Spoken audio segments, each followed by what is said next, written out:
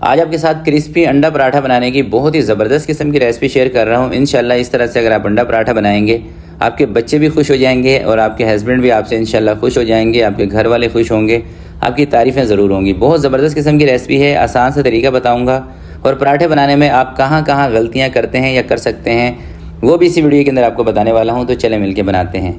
بسم اللہ الرحمن الرحیم۔ تو سب سے پہلے ہم اس کی ڈو تیار کریں گے، جس کے لیے میں نے لیا ہے وائٹ آٹا۔ 3 کپ میں لے رہا ہوں، تقریباً اس کا وزن ہوگا آدھا کلو کے آس پاس، 450-460 گرام کے قریب اس کا وزن بنے گا۔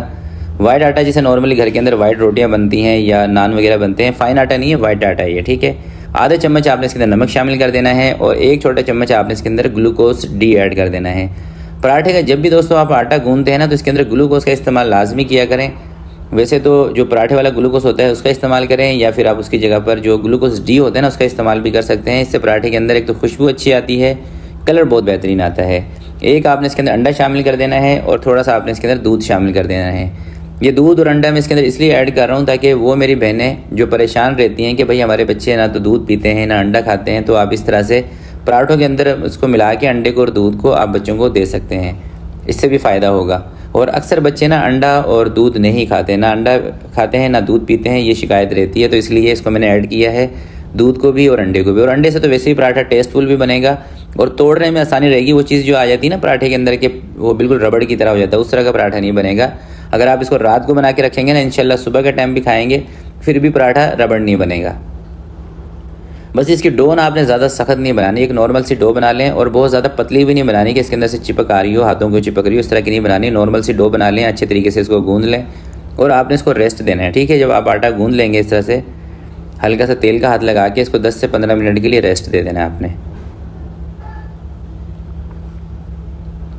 10-15 منٹ تک آپ جب آٹے کو ریسٹ دیں گے، یہ تھوڑا سا ڈھل جائے گا، سافٹ ہو جائے گا تھوڑا سا نا۔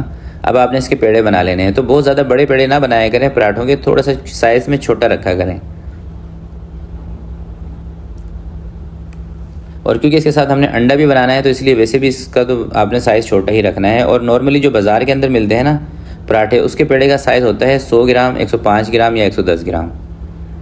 پیڑے بنانے کے بعد 5-7 منٹ آپ اس کو دوبارہ سے ریسٹ دیں گے، اس کے بعد آپ نے اس کو بیلنا ہے۔ اگر فوراً سے ہی پیڑے بنا کے آپ بیلیں گے تو آپ کو تھوڑی سی مشکل آئے گی۔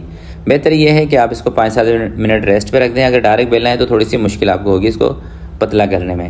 اور اب آپ نے اس کو بالکل پتلا سا کر لینا ہے، اتنا پتلا کر لینا ہے کہ یہ بالکل ٹرانسپیرنٹ لگے نا، نیچے والی چیز بھی نظر آ جائے۔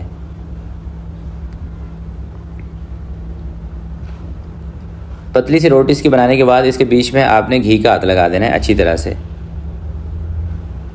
بعض دوست اور میری بہنیں نا تیل کے ساتھ پراٹھے بنا رہی ہوتی ہیں۔ بھئی تیل کے اندر نا اتنے مزیدار پراٹھے نہیں بنتے، اور بازار کے اندر کوئی تیل کے ساتھ پراٹھے نہیں بناتا، خاص کر ہوٹل والے سب گھی کے ساتھ بناتے ہیں۔ تو اگر آپ چاہتے ہیں کہ آپ کے پراٹھوں میں ہوٹل والا ٹیسٹ آئے تو آپ گھی کا استعمال کر لیا کریں، یا پھر اگر گھی سے آپ کو کوئی پرابلم ہے، اور ویسے گھی سے پرابلم سب کو ہی ہے بھائی، تو آپ تیل کا استعمال کر لیا کریں۔ مگر ٹیسٹ اگر آپ کو بازار والا چاہیے، ہوٹل والا، تو پھر آپ اس کے اندر گھی کا استعمال کریں گے۔ اس طرح سے آپ نے اس کا پیڑا بنا لینا ہے، ایک پتلی سی روٹی بنا کے بیچ میں اس کے گھی لگا کے۔ تو سارے پیڑے میں ایک دفعہ اس طرح سے تیار کر لیتا ہوں، اگلا پروسیس پھر آپ کو بتاتا ہوں۔ تو یہ دیکھیں سارے پیڑے میں نے بنا لیے ہیں۔ اب اس کے اوپر دوبارہ سے پیپر لگا کے اس کو فی الحال ہم سائڈ پہ کر دیتے ہیں، تھوڑا سا اس کو ریسٹ دوبارہ سے دیں گے، کیونکہ ڈائریکٹ اس کے پراٹھے نہیں بنیں گے۔ اور اس طرح کے پیڑے بنا کے آپ رات کو بھی فریج کے اندر رکھ سکتے ہیں۔ اب یہ دیکھیں میں نے لیے ہیں 5 عدد انڈے۔ تھوڑا سا آپ نے اس کے اندر حسب ذائقہ نمک شامل کر دینا ہے۔ انڈوں کے اندر نا نمک تھوڑا سا کم ہی رکھا کریں، کیونکہ یہ نا پھر ہائی کر دیتا ہے۔ اور تھوڑی سی آپ نے اس کے اندر کٹی ہوئی لال مرچیں شامل کر دینی ہے۔ پہلے ان دونوں چیزوں کو اچھے طریقے سے انڈے کے ساتھ پھینٹ لینا ہے، اس کے بعد اس کے اندر نا ہم سبزیاں شامل کریں گے۔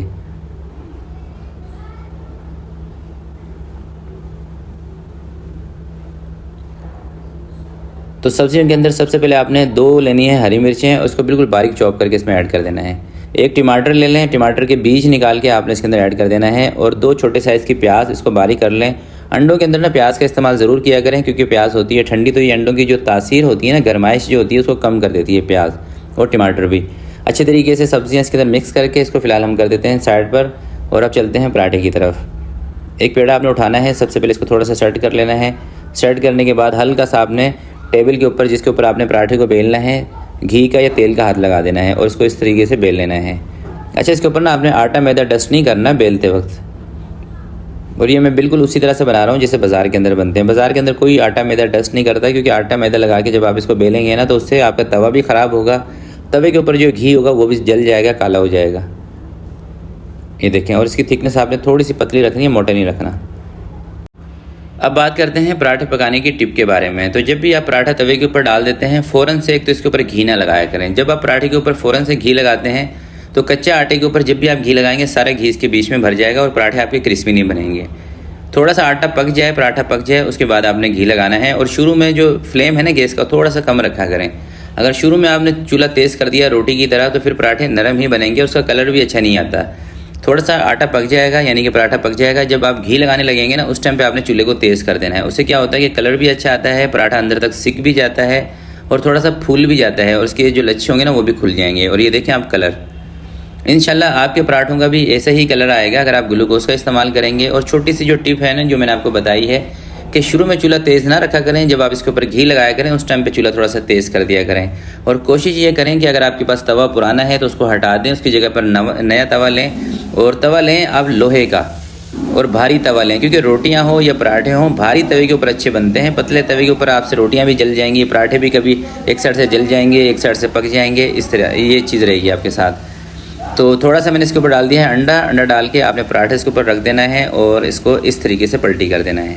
ठीक है, जो अंदर वाली साइड होगी वो तो वैसे ही पक जाएगी, सिर्फ आपने एक साइड से पकाना है, दूसरी वाली साइड पराठे से खुद ही पक जाएगी। तो इसी तरीके से सारे पराठे मैं बना लेता हूँ, 3-4 बना के इस वीडियो को वाइंड अप करते हैं, बाकी फिर हम बाद में बना लेंगे। तो माशाल्लाह से बहुत ही ज़बरदस्त किस्म की रेसिपी है, जब भी आप इसको ट्राई करेंगे आपको मायूसी नहीं होगी। सबसे बड़ी बात यह है कि इसकी जो हमने डो बनाई है दूध के साथ बनाई है, उसके अंदर अंडे का भी इस्तेमाल किया है। इंशाल्लाह सेहत बख्श रेसिपी भी है और मज़ेदार भी है। अब एक पराठा मैं आपको तोड़ के दिखा रहा हूँ, आपने कमेंट में मुझे लाजमी बताना है कि ये रेसिपी आपको कैसी लगी। और प्लीज़ वीडियो को लाइक भी कर दिया करें। आप पूरी वीडियो देख लेते हैं, वीडियो को लाइक नहीं करते, वीडियो पे लाइक बहुत कम आते हैं, तो प्लीज़ वीडियो को लाइक ज़रूर किया करें। तो आज के लिए इतना ही, मिलते हैं किसी नेक्स्ट वीडियो में। तब तक के लिए अपना बहुत सारा ख्याल रखिएगा, अपने वालिदैन का ख्याल रखिएगा। अल्लाह हाफिज़।